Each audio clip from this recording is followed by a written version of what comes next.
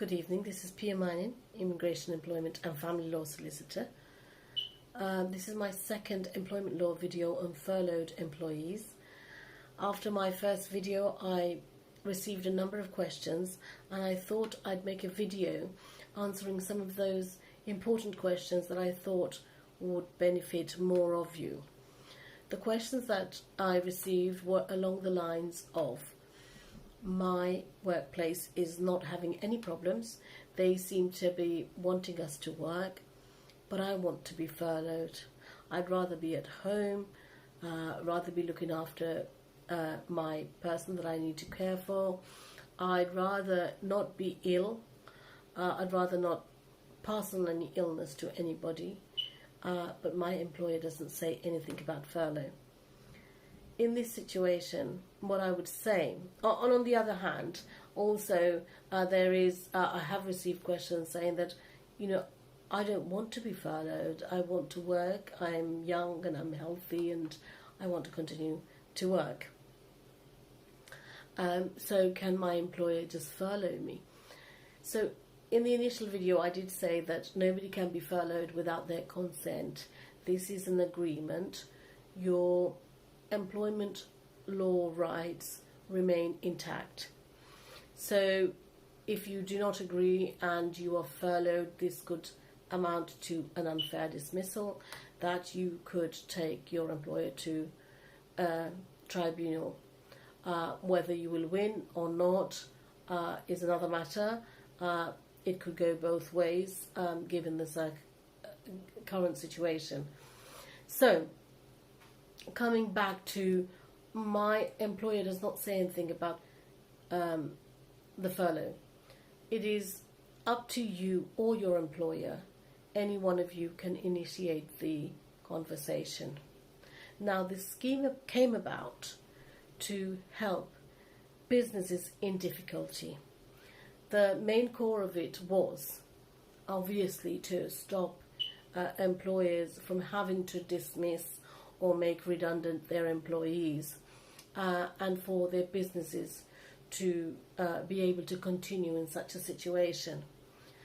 But the revised guidelines do explicitly say that all employers are eligible to claim under the scheme, and the government recognised that different businesses will face different impacts from coronavirus.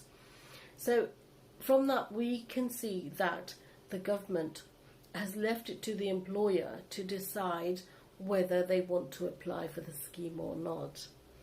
Now, whether an employer applies or not is down to the sort of discussions that you have and about mutual benefits, really, because it does benefit everybody. It benefits the employer and the employee. If you are worried about being unwell or worried about catching something and you don't want to be in the workplace, in that case, that could be something to try and convince your employer about. An employer would not want an unhealthy workforce, somebody who will be ill or pass on the virus to anybody else. In a situation like that, it benefits everybody. That is exactly why the government has decided to help employers to do this. So conversations need to be had by an employer and an employee. And if you have somebody to look after at home, well, then this would come under shielding, which the government says that you can be furloughed for. So this is something you need to approach your employer about.